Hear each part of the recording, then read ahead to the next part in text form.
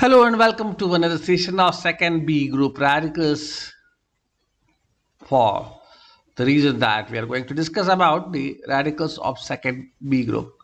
In the earlier sessions we have been talking about these radicals of second A group. This is the case where we are now going to separate the radicals of second B group using a magnitude mechanism that we call as the polysulfide. Yellow ammonium sulfides. So yellow ammonium sulfide is a reagent that would help to separate second A and second B group radicals. Polysulfides are formed which are water soluble. जो polysulphide बनते हैं जो पानी में घुल जाते हैं. इसका मतलब ये हुआ that this is a beautiful thought to separate second B from second A. second A नहीं घुलेगा, second B घुल जाएगा. सो ध्यान रखें कि second B के जो रेडिकल्स हैं उनमें काफी हद तक एक नॉन मेटेलिक बिहेवियर है, एक एम्फोटेरिक बिहेवियर है जो उनके पॉलीसल्फाइड बनने से रिफ्लेक्ट होता है.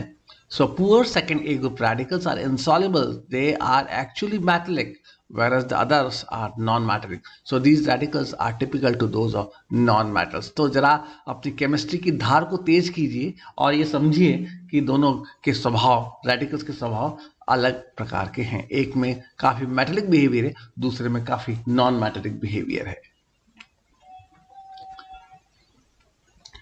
अभी तक हमने देखा कि रेडिकल्स हैं सेकेंड ग्रुप के mercury, lead, bismuth, copper, cadmium, arsenic 3 और 5वीं अवस्था में, एंटीमनी +3 +5, 10 +2 और +4 अवस्था में. ये रेडिकल्स हैं सेकेंड ग्रुप के रेडिकल्स जो हमने उनको देखा है कि वो बांटे हुए हैं ए और ग्रुप में. ए ग्रुप के रेडिकल्स है मरकरी, लेड, बिस्मथ, कॉपर और कैडमियम, और ग्रुप बी में है आर्सेनिक, एंटीमनी और टिन. आर्सेनिक और एंटीमनी अपने 3 और 5 अवस्था में है, टिन 2 और 4 अवस्था में है. रोमन न्यूमेरिकल जो ये बताता है कि अगर कोवेलेंट कैरेक्टर ज्यादा हो तो इस प्रकार डिपिक्ट किया जा सकता है. When we add H2S in presence of diluted HCl, अभी तक हम ये देख चुके हैं कि इनके जो कॉरस्पॉन्डिंग प्रेसिपिटेट जनरेट होंगे. तो कौन कौन से प्रेसिपिटेट जनरेट होंगे ये हम पहले भी डिस्कस कर चुके हैं. अभी मैं क्विकली बात दोहराता हूं. With mercury you get black, with lead you get black, with bismuth you get black brown, with copper you get something like black brown, and cadmium you get typical yellow precipitate. हमने ये देखा है arsenic अपने खूबसूरत पीले रंग के precipitate देता है, एंटीमनी का और खूबसूरत ऑरेंज कलर का प्रेसिपिटेट दिखाई देता है, और टिन येलो है in both states +2 and +4. This is we have discussed in our earlier videos also. अभी हम सेकेंड ए और सेकेंड बी के सेपरेशन को देखने जा रहे हैं, और ये सेपरेशन आधारित है येलो अमोनियम सल्फाइड पर. येलो अमोनियम सल्फाइड वो रिएजेंट है जो अमोनियम हाइड्रोक्साइड और H2S की इंटरैक्शन से बनता है. यदि फ्रेशली प्रिपेयर्ड H2S गैस को अमोनियम हाइड्रोक्साइड में पास किया जाए तो पॉली येलो अमोनियम सल्फाइड्स का निर्माण होता है.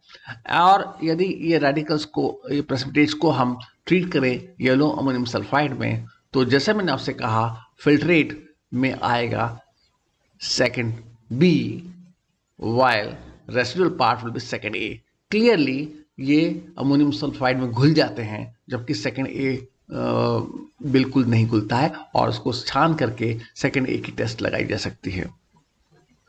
So with this principle of wonderful separation of A with B, we'll proceed ahead and we'll be talking about how to identify these radicals.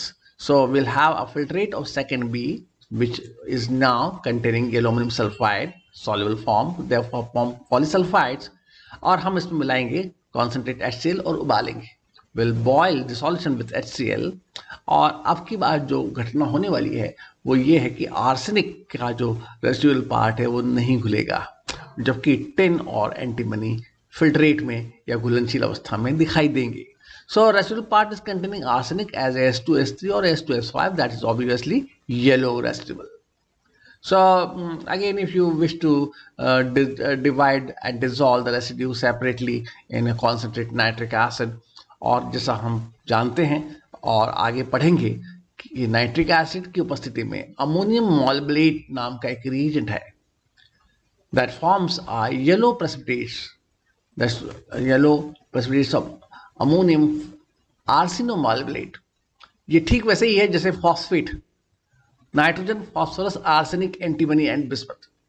And so what you find is nitrogen और phosphorus phosphate ion बनाता है। Arsenate ions की तरह ammonium मॉलिब्डेट भी canary yellow precipitate देता है। That's a test for this radical.